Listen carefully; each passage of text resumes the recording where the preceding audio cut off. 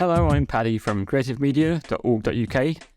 Wouldn't it be wonderful if you could make an ice cream that's nice to eat without using lots of special equipment and fancy ingredients and clever techniques? Well, I think you can. I'm going to make what's known as a no-churn ice cream, which means you don't need the ice cream maker. And I'm going to use Elmlea cream, mainly because it lasts a lot longer. I bought this is a new tub, this is a partly used tub. This has got a use-by date over 5 months into the future, so I could keep this in the fridge.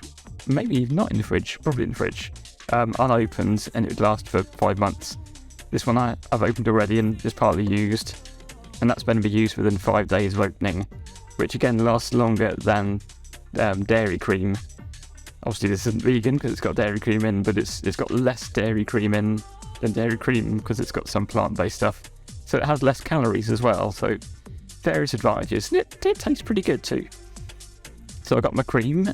I'm not quite sure how much I'm going to make. I've got some eggs as well. I don't know how many eggs I'm going to use. It's just going to be the whites, so you'll have to think of something to do with the yolks. Whoops, if I just crack my egg.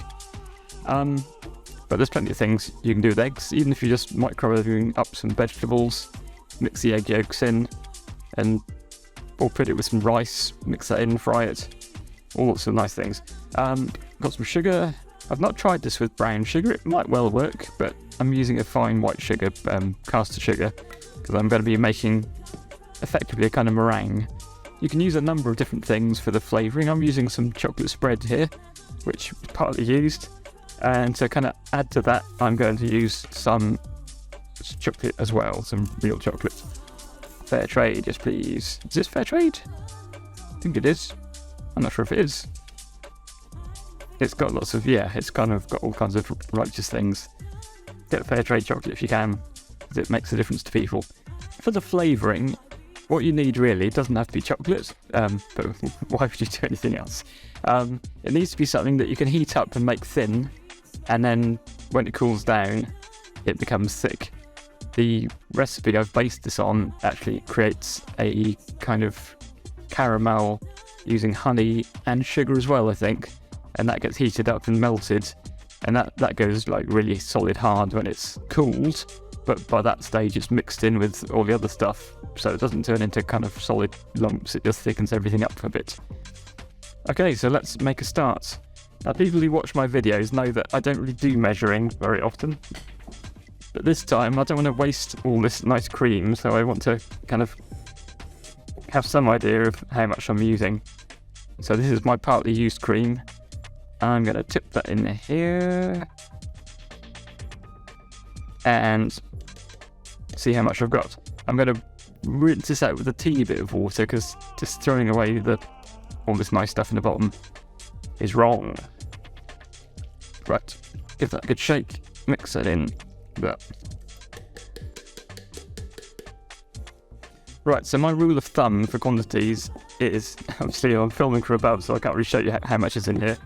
My rule of thumb is to use 1 egg white per 150 millilitres of cream. So if I take that up to 300, I can use 2 egg whites. So I'll do that.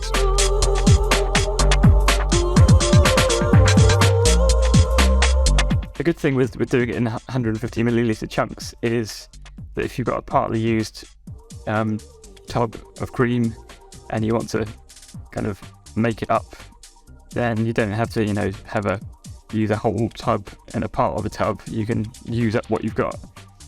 So tip that into one bowl, and I'm going to whip that up.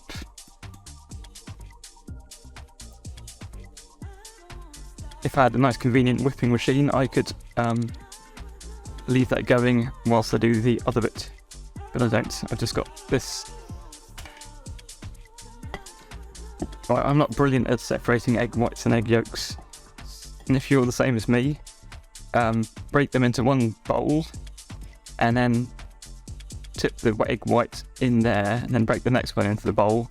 Then if you do end up mixing the yolk with the white, then you can get rid of that, turn it into scrambled eggs or something, and you won't end up messing up your whole mixture.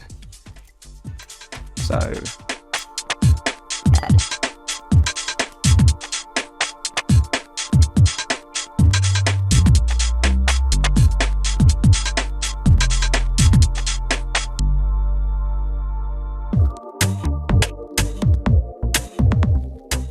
you may see I've got a tiny little bit of egg yolk in here.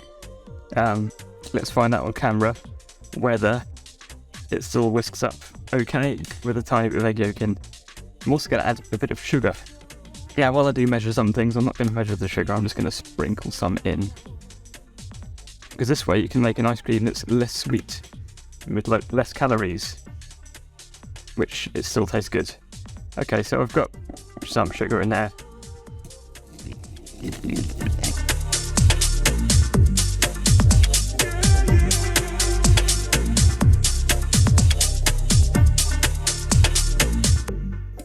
It looks like I've got away with it with that tiny bit of egg yolk in there.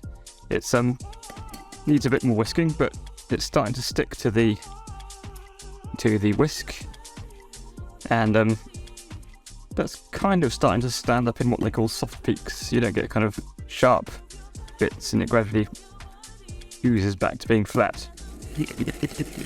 But you don't want it super thick, but a bit thicker than this.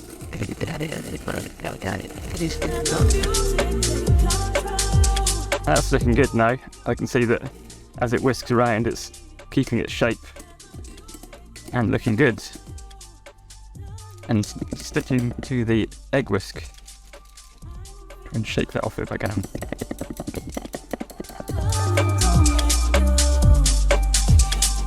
Okay, I'll set that aside. And next I'm going to melt my mixture. And then while that's happening, I'll whisk up the, what is it called, the cream. And I'm simply going to break some of the chocolate into this chocolate spread and put it in the microwave for a little while. But since this is all very high sugar, high fat stuff, I'm going to keep my eye on what's going on and not put it on and walk away, because this could catch light or burn or something. Particularly it's in a glass jar as well, which I don't know if that's heat safe or not. And I'm going to put a cup of water just in the microwave at the same time, just because I think this is quite a small amount of stuff to put in a microwave, so that might just cause trouble. This is interesting chocolate. It's got a really interesting kind of shape.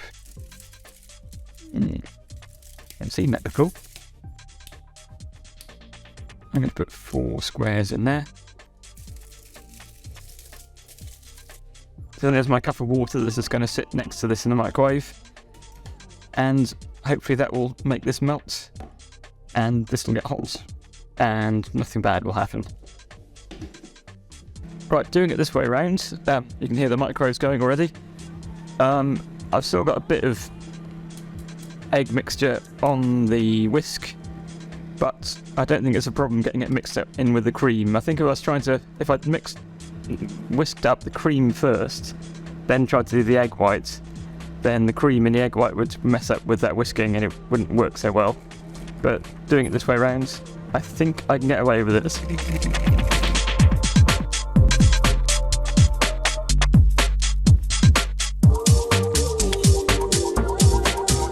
The microwave has just beeped, and my chocolate sauce, my chocolate spread is, you can see that's really liquidy. Let's give it a stir and see if the chocolate itself is melted. Not fully, no, but it only needed 30 seconds in my microwave, so you have to be really careful heating up things like chocolate and chocolate spreads in a microwave, because they can sort of boil and become very dangerously hot. I wouldn't want to stick my fingers in this even right now. It's hotter than I'd like to touch, and certainly hot enough to melt the chocolate.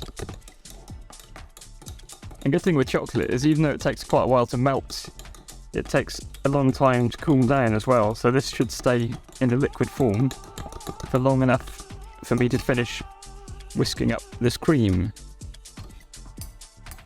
Oh, it smells lovely.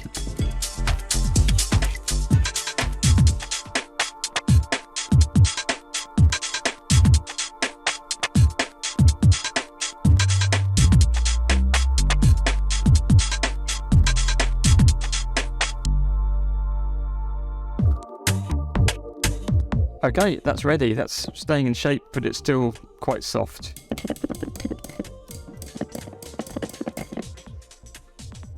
Okay, gonna set this on the side and bring back the egg mixture.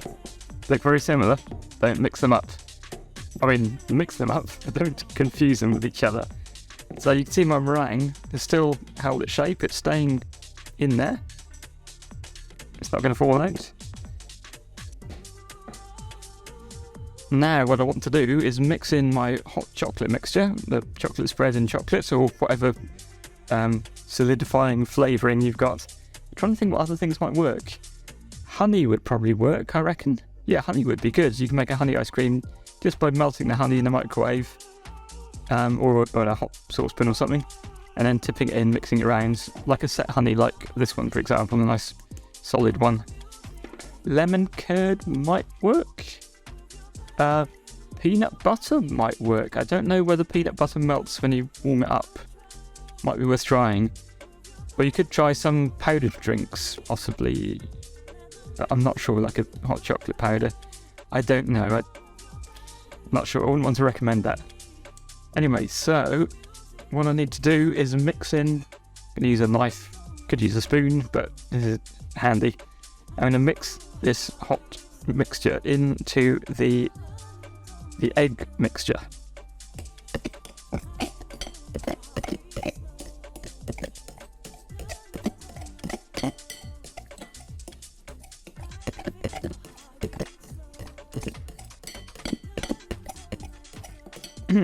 Ideally I'd use a whisk, but the whisk I've got, I can't use it one-handed. If you had an electric whisk, you could do probably. And I suspect this hot liquid here is kind of slightly cooking the egg and solidifying somewhat.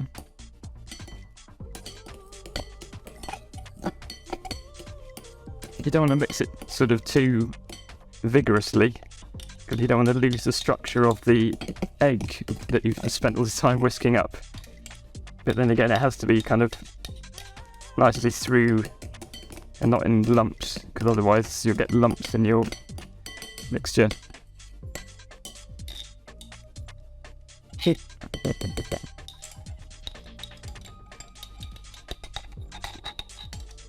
Okay. Nice. Okay, that's that.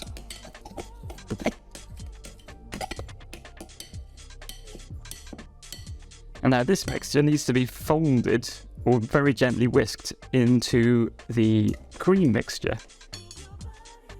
So here's the cream mixture back. And, oh, can I pour this in? No, I will need a spoon. I'm going to use a spatula, but a spoon would do. So, mix that through.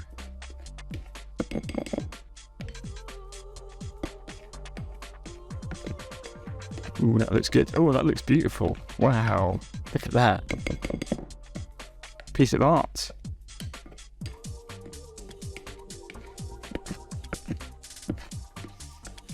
And we're kind of folding rather than actually mixing here. I'm doing it in small quantities at a time.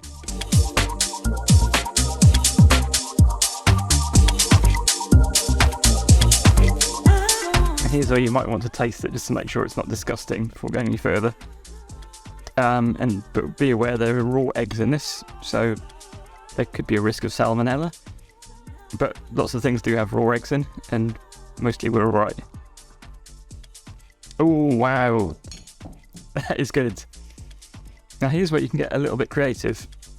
I've got cream over everything. I'm going to sprinkle a little bit of instant coffee in this. I'm going for decaf because I just tend to drink decaffeinated coffee, but it's probably quite a small quantity, so I'll sprinkle in a tiny bit of this. And I'm not going to mix this in particularly. These are going to be little coffee tasting specks in it, which will add a bit of interest. You might want to put some nuts in. Hint, it's good to toast nuts before you put them in, but let them cool down first before you put them into this. Toasted nuts taste nicer. I'm going to put a little bit of salt in as well. Though actually, having just tasted it, it doesn't need very much salt. I'm just going to put a sprinkling of... I've got a nice thick salt here.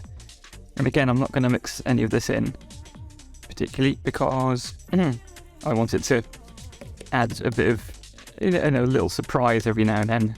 A little bit of salt as you eat. I have a old ice cream tub here. Kelly's of Cornwall, that's where I come from, Cornwall.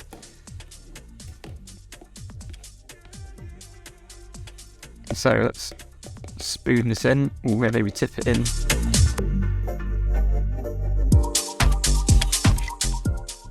And you can see the kind of texture, I think they call it a dropping consistency, that it'll just about drop off your spoon or spatula when you hold it up. Maybe a little bit thicker than that, but not so thick that you could hold it above your head without it falling on you. So I'm going to put that in a freezer now. I stop to lick my fingers. And I'd say that'll take something like, 5, 6, 7, 8 hours to fully freeze properly. And it might end up feeling quite a lot different than commercial ice cream. But the ones I've made have been really nice to eat. And they've not all been full of kind of ice crystals like you get with a sort of conventional ice cream if you try to make that without using a proper churning ice cream machine. So I'll come back a bit later and show you how it's turned out. Okay, this is about 6 hours later and it is nicely frozen, but it's still a bit soft, so I can kind of scoop it up a bit. And it's not all full of ice crystals, it's this really nice texture. And as for the taste, see what it's like. Yes.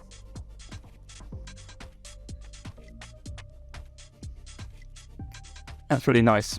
Maybe a little bit too salty, possibly. I might put in a little bit less salt in future. But yeah, it's a really easy way of making ice cream without lots of special equipment. Have a go, and I hope you like it. Thanks for watching.